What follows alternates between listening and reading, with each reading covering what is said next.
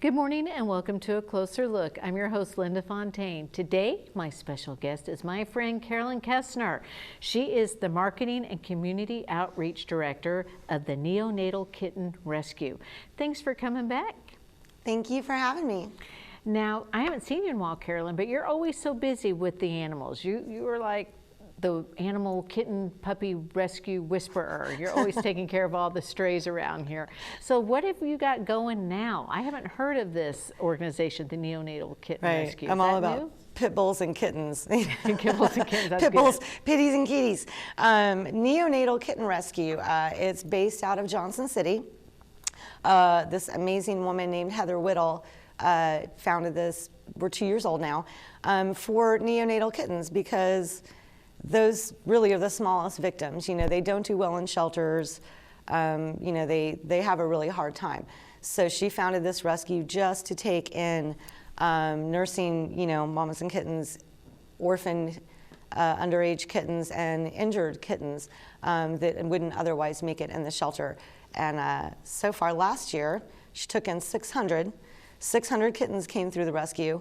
Wow. They come through community outreach, so you can Facebook message them or whatever if you find some. So they come from shelters and from the community. And she takes intakes from throughout the whole state of Tennessee. We just took some in from Memphis. They flew in a week or so ago. So she created this to give the kittens a chance. And last year, like I said, it was 600. This year we're at 754 so far that have been taken in. And then they adopt out. So we take them in, vet them, make sure they're fixed, microchip, vaccinated, all those good things. And there's a very extensive foster network, and then they get adopted out. Well, that's amazing. That's a fantastic, wow. It sounds like you guys have this down to a science, like all the gears are going in motion and you guys have it all figured out. That's a lot of animals. She does. We're almost there. It's a labor of love, you know. Sure, it has to be. When you give so selfishly to something like this, it is a labor of love, absolutely. Well, tell me a little bit about some of the events you have coming up. I saw this really cool poster that you guys have, and I don't know, Bobby probably has a graphic of it, but this is really cool. Tell me about it. The Stray Cat Strut. So obviously, you know, the root of all evil with, you know, the overpopulation of cats is spay and neuter. You know, there's just not enough spaying and neutering going on.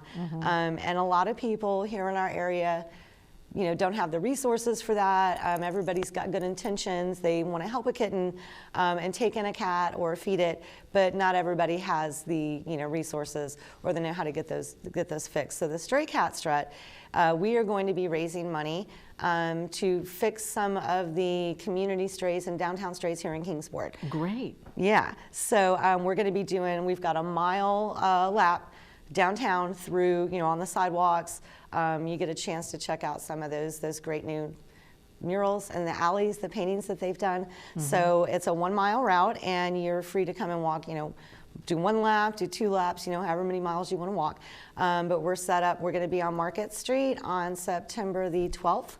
At 8 a.m. we're going to start walking. And you can socially distance, obviously, you know, we can kind of space it out. And it's a $25 registration free. You get a really cool t-shirt. And we're going to take part of that money and partner with some of the downtown businesses and other businesses around here that frequently see the stray cats and see if we can't, you know, TVNR them, trap them, vet them, neuter and release.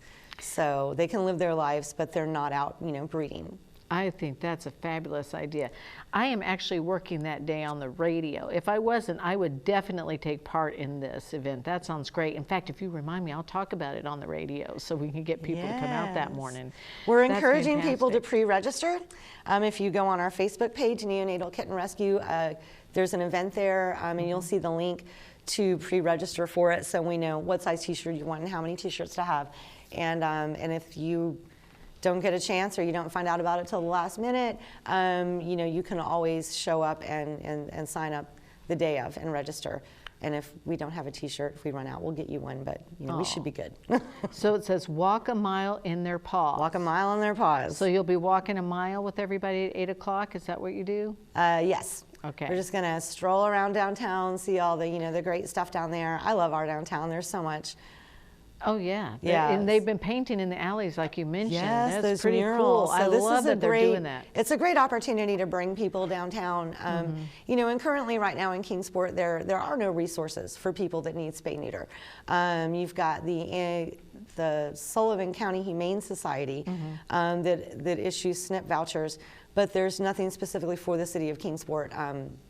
So unless you can get one of those SNP vouchers, you're kind of stuck having to pay for it out of pocket. Quite frankly, I don't know what it costs to spay or neuter one out of pocket because I have been doing it through rescues and shelters for so long. You know, I always just, you know, do it that way and then pay that fee. Oh, who do you have with you right there? You got to introduce that little girl. Oh, look at her. This is Sarah. She's an example of one of the kittens that we help. Sarah's about 6 or 7 weeks, so she's going for intake today, her and her litter mates, which means they are going to get their dewormed and get their first vaccinations and flea treatment and all that stuff. And then in a couple weeks, once they get spayed, they have to weigh, I think it's 2 pounds. But once they get fixed, then they can go up for adoption. So she'll be going up for adoption here pretty soon. Oh, what a sweetheart. Is she what you call a calico? She's a calico, yes. Are all calicos female? I heard that somewhere. Most of the time. Okay. There are rare exceptions to the rule, but generally speaking, yes. That's what I thought I'd heard about calicos. Yes. Well, she's adorable. She's up for adoption. She is. So that's great. So you've got this event coming up. Now tell me a little bit about what this cafe is, Kitten Cafe. So cat cafes are kind of a thing now. Okay, I haven't heard about it. Yeah, they're trendy. I want to say there's one in Knoxville, maybe one in Nashville. There's one in Orlando. They're popping up all over, you know, the United States and even in Europe, and they're very trendy. So what it is it's just like it's just a cafe you go to. You get your coffee, your tea, your wine, your baked goods, your salad, you know, whatever it is they offer. And then there's obviously there's a divider wall because you have to keep the kittens separate from the food and beverage. But there's a lounge, you know, where you can go with the kittens and actually go in there and, you know, just hang out with the kittens, play with them, you know, get on your laptop, you know, you can do anything. So, and you can adopt right out of the Kitten Cafe. So everybody's got cat cafes. We are going to do the first, I think it's the first, actually just Kitten Cafe. So we are looking at spaces now. We've got a few. There's one in particular that we're going to be looking at here pretty soon. Yeah, I'm really excited about it. And it's going to be the Mystic Kitten Cafe. So is it going to be downtown Kingsport? The location that we're looking at right now is in downtown Johnson City. We wanted something that was central to all the Tri-Cities, you know, because we have a lot of people that come in, you know, tourists and stuff. But, you know, with the square footage and the needs that we have, we've been looking at a lot. But it looks like, hopefully, fingers crossed, the space in Johnson City will open up. And the rescue's in Johnson City, so that's, you know, that's a little bit, it's close to that. Well, if you had one in Kingsport, I'd take AJ Kittens to it. I have my first cat ever. You know, I've always had dogs, but living in a loft, that takes a lot of effort sometimes to get the dogs walking all the time. And so once mine passed, I got a kitten. And I love AJ Kittens, and she's a good companion, and she loves the life. I open my windows, and she just sits out there on the ledge and watches everybody in downtown Kingsport. It's so fun. So if you open up one of those kitten cafes, we will go to it in Kingsport. Yes. Well, tell me about what people should do if they find a cat or kitten.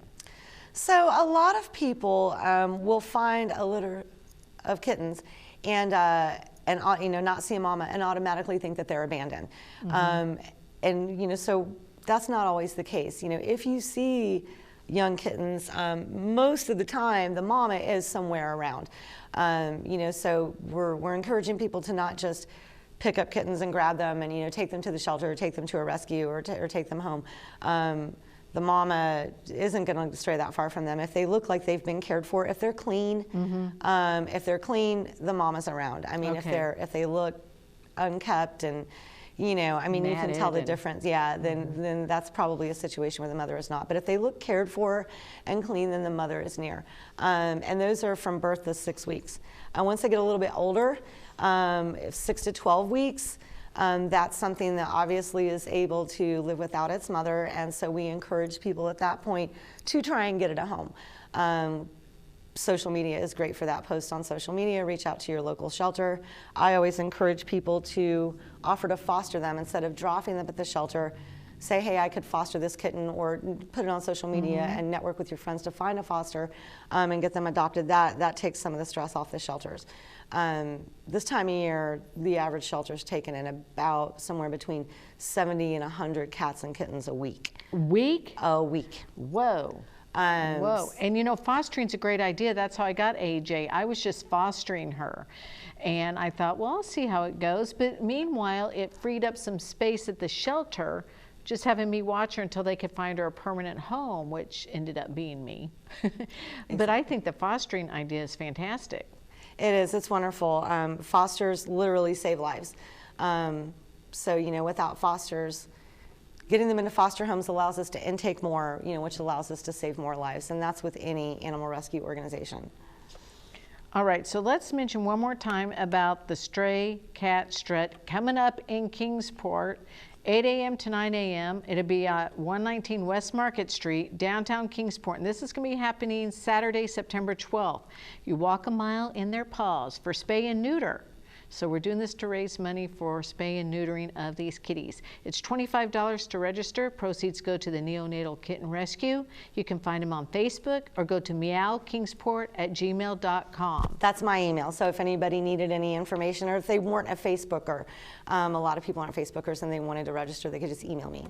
Okay, and that's great. So meanwhile, you're on Facebook with just Neonatal Kitten Rescue. Is that what it is? Okay. We've got about almost 8,000 followers now. Oh, that's fantastic. Okay, we'll be talking about this some more. Thank you, Carolyn, for being here. I'll talk about this on the radio, and you have a great week, and thank you for joining A Closer Look. Say bye.